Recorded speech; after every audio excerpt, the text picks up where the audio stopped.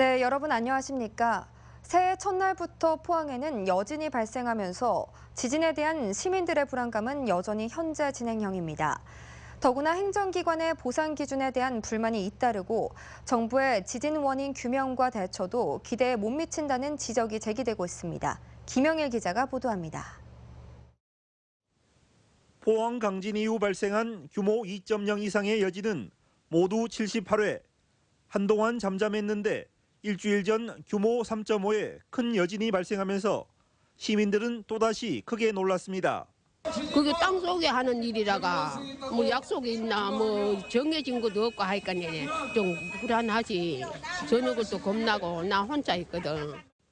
지진 발생 추이를 분석하면 포항 강진 이후 열흘간 집중됐던 여진은 이후 한 달 동안 소강 상태를 보였고 지난달 25일을 기점으로 다시 급증하고 있습니다. 이 때문에 또 다른 활성단층이 움직이고 있는 건 아닌지 불안감이 커지고 있습니다. 더구나 대피소에서 새해를 맞은 이재민도 500여 명에 이르고 있습니다. 이 때문에 지진 발생 2달이 다 돼가도록 지진 원인과 관련된 각종 의혹이 규명되지 않고 뚜렷한 대책도 나오지 않고 있다며 정부에 대한 비판의 목소리가 높아지고 있습니다. 여진이 계속되고 있고 시간도 2달이나 지나고 있는데 사실 시민들이 느끼기에 가시적인 대책, 당장 지진이 또 난다면 어떻게 해야 될까? 이전보다 더 안전한 대책이 뭐가 있는지 마련을 하고 있는지 정말 답답합니다. 지진 피해 주민들에 대한 지원도 형평성 논란에 휩싸이고 있습니다. 포항시는 현재 피해 주택 2만 5천여 건을 선별해 지원하고 있는데 지원에서 제외된 주민들은 조사를 신뢰할 수 없다며 반발하고 있습니다. 특히 짧은 기간 동안 피해 접수가 이루어지다 보니 피해 신청 접수조차 하지 못한 경우도 많습니다. 선정 기준이 이게 말이 안 되는 거예요, 이게. 그냥 뭐 무조건 뭐 하면은 다 거의 다 지급을 했더라고. 생각을 못 하고 있다가 이제 지금 하니까 이제 끝났다 그런 얘기지. 또 정부가 발표한 대학생 학자금 지원 방안도 형평성을 위해서는 대학생 자녀가 없는 가정도 지진 피해에 상응하는 지원이 이루어져야 한다는 지적이 제기되고 있습니다. 피해를 당한 집의 경제적 사정에 따라서 내용이 굉장히 다를 텐데 대학생이 있는 집과 없는 집의 비례성에서 이렇게 차이가 난다는 것이 크게 문제다 이렇게 생각됩니다.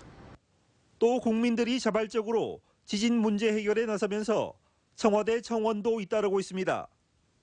포항 강진 이후 청와대에 접수된 포항 지진 관련 청원은 모두 560여 건으로 이재민 대책과 원자력 발전소 폐쇄, 지열 발전소 등 다양한 내용을 담고 있어 지진에 대한 국민들의 불안감과 문제의식을 여실히 보여주고 있습니다. 정부가 동해안 지진 문제를 국가적인 현안으로 직시하고 단기적 대응이 아닌 근본적인 대책을 제시해 주길 국민들은 바라고 있습니다. MBC 뉴스 김형일입니다. 포항 지진 피해 건축물에 대한 정밀 점검이 진척되면서 위헌 판정을 받아 이주 대상이 된 아파트가 67가구 또 늘었습니다. 포항시는 흥해읍 대웅파크 2차 아파트의 지하 기둥에 균열이 발견됨에 따라 양덕동 기쁨의 교회를 임시 대피소로 지정하고 67가구 169명을 추가로 이주시켰습니다. 포항시는 이주 설명회를 열어 이재민이 거주할 임대주택 등을 마련하기로 했습니다. 이로써 포항 지진으로 단독주택과 공동주택을 합쳐 이주민은 637가구로 늘었습니다. 원전의 안전을 감시하는 민간 전문가 단체인 원자력 안전과 미래는 성명을 내고 최근 임명된 강정민 원자력안전위원장에게 원전 사업자나 정부가 아닌 국민의 안전만 보고 규제기관의 역할을 다하라고 촉구했습니다. 특히 문재인 정부의 탈원전 선언 이후에도 활성화된 양산 단층의 지진 문제와 실효성 검증이 필요한 방제 대책, 부실 검증을 통해 승인된 월성 1호기의 계속 운전 문제 등 현안들이 산재해 있다며 원전에 대한 국민적 불안을 해소하는 데 주력해야 한다고 지적했습니다.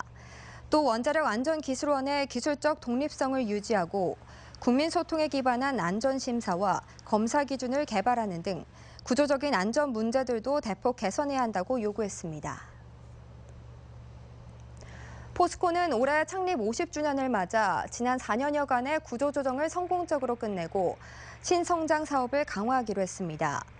권호준 포스코 회장은 오늘 본사 대회의장에서 열린 시무식에서 지난 4년간 150건의 구조조정을 통해 7조 원 규모의 누적 재무 개선 효과를 거뒀다며 기존 사업을 스마트화해 4차 산업혁명을 선도하고 에너지와 소재 산업을 적극 육성하겠다고 밝혔습니다.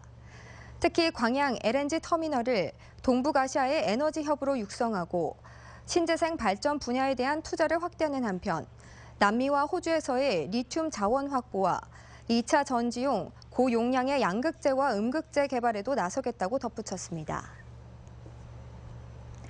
포항 북부경찰서는 대리총장의 월급 일부를 받아 가로챈 혐의로 포항 모 대학 전 총장 A씨를 불구속 기소 의견으로 검찰에 송치했다고 밝혔습니다.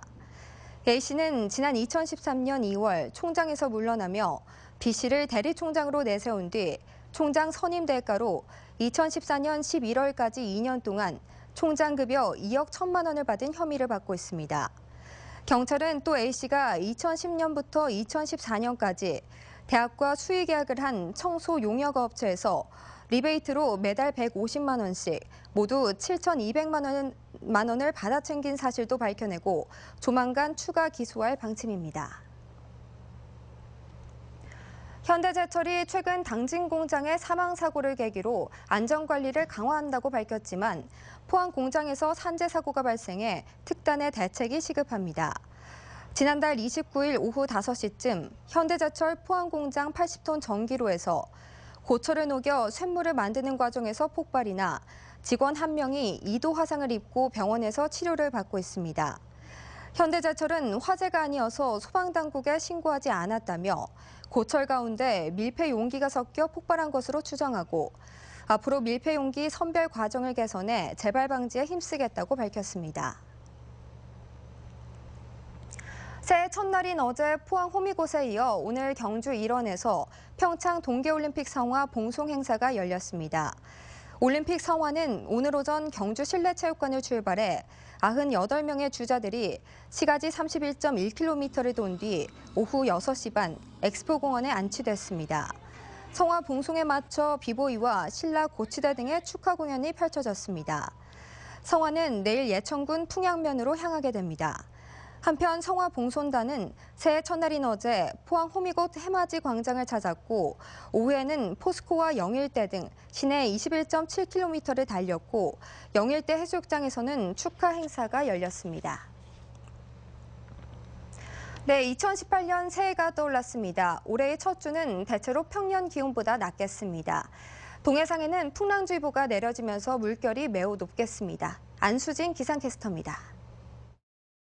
무술년의 해가 떠오른 지 이틀이 지났습니다. 새해에는 소망하는 일 모두 이루시기 바랍니다. 내일 오전에는 구름 많겠고 오후가 되면서 맑아지겠습니다. 기온은 평년과 비슷하거나 조금 낮겠는데요. 바람이 약간 강하게 불면서 체감온도는 더 내려가겠습니다. 울릉도와 독도는 대체로 흐린 가운데 내일 새벽부터 낮 사이 눈이 오겠습니다. 예상 적설량 1에서 3cm입니다. 동해 먼바다에는 풍랑주의보가 발효 중입니다. 강한 바람과 함께 최대 4m의 매우 높은 물결이 일고 있습니다. 항해나 조업하시는 선박들은 각별히 유의하시기 바라며 앞으로 발표되는 기상정보를 참고하시기 바랍니다. 자세한 내일 날씨 알아보겠습니다. 내일 구름 많다가 아침부터 대체로 맑아지겠습니다. 아침 기온 울진과 영덕, 경주가 영하 3도, 포항이 영하 1도입니다. 한낮에는 울진과 영덕, 경주가 5도, 포항이 6도입니다. 울릉도와 독도는 새벽부터 낮 사이 눈이 오겠습니다. 아침 기온 울릉도 영하 2도, 독도 0도, 낮에는 울릉도 2도, 독도 3도입니다. 동해 먼바다에는 풍랑주의보가 내려진 가운데 오전에 구름 많고 가끔 눈이 오겠습니다. 바다의 물결 최고 4m까지 일겠습니다. 바닷길 이용하시는 분들 주의하셔야겠습니다.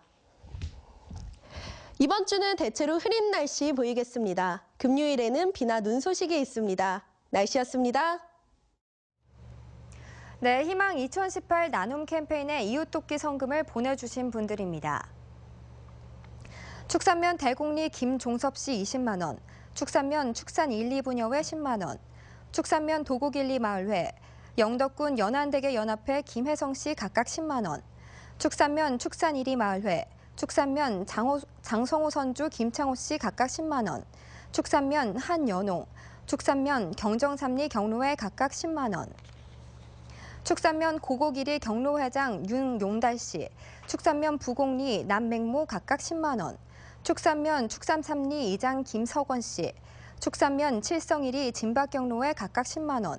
대진건설 황상진, 축산면 박철민 씨 각각 10만 원, 축산면 유영춘 씨, 축산면 금성가스 이정건 씨 각각 5만 원 보내주셨습니다.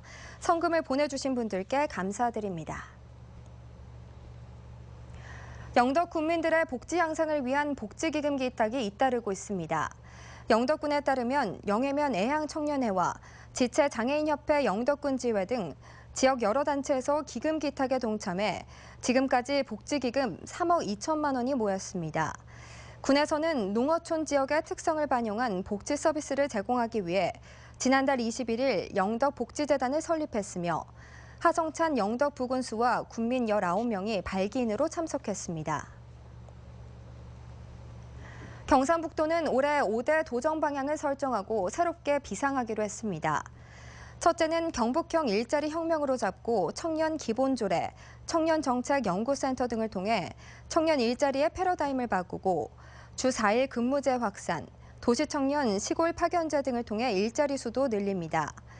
두 번째 4차 산업혁명 선도를 위해 스마트 공장 육성, 신약 개발, 경량 소재 벨트 등 3개 핵심 분야를 중점 추진합니다. 농업 6차 산업혁명, 4개 권역별 균형 발전, 그리고 시도지사 협의회장 지자체로 지방분권 개헌에도 주도적으로 나선다는 방침입니다. 포항시는 2018년에도 지역 중소기업에 1,350억 원 규모의 정책 자금을 지원합니다. 지원 대상은 포항시의 본사, 주사무소 또는 사업장을 둔 중소기업체로 매출 규모에 따라 융자 한도액은 일반 업체 3억 원, 우대 업체 6억 원까지이며 1년간 대출이자는 일반 2.5%, 우대 3%입니다. 포항시는 15세에서 39세의 청년을 고용한 기업 등을 우대할 방침이며 오늘부터 융자 추천 신청을 받아 추천 결정 후 120일 이내 금융기관에서 대출받을 수 있습니다. 경상북도는 올해 560억 원을 들여 기술혁신형 중소벤처기업을 육성합니다. 이 가운데 지능형 디지털 기기와 바이오 뷰티 등 기술 개발에 190억 원, 지능형 로봇 등 주력 산업과 신산업 분야 기술 개발과 사업화에 175억 원을 투자합니다. 또 대구, 울산, 세종 등과 연계해 미래 자동차용 부품과 시스템 개발에 나서고 인공지능 거점센터를 운영하며 ICT, 바이오, 헬스케어 등 5개 유망 기업과 스마트 팩토리 보급, 신사업 발굴에도 예산을 지원합니다. 네, 지금까지 포항에서 전해드렸습니다. 여러분 고맙습니다.